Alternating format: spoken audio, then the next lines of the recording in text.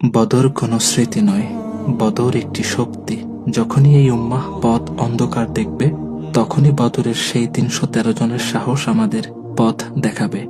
বদর আমাদের রক্তে, আমাদের মিছিলে, আমাদের অস্তিত্বে মিশে থাকা এক অবিনাশী চেতনা। একদিকে ক্ষমতার দম্ভ, আধুনিক সমরাস্ত্র আর বিশাল বাহিনী, অন্যদিকে মাত্র ৩১৩ জন ক্ষুধার্ত প্রাণ, যাদের সম্বল বলতে ছিল মাত্র ২টি ঘোড়া আর ৭০টি উট। কিন্তু তাদের হৃদয়ে ছিল এমন এক অগ্নিশিখা যা কোনো পার্থিব শক্তি নেভাতে পারে না, আর তা হলো ঈমান।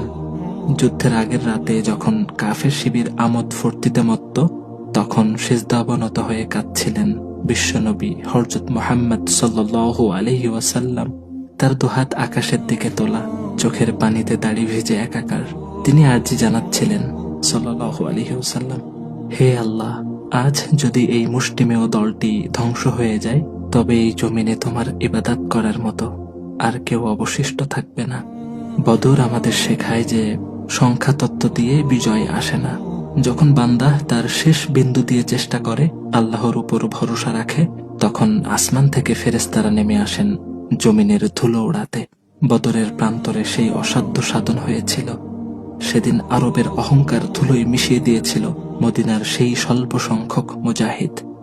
আল্লাহু আকবার।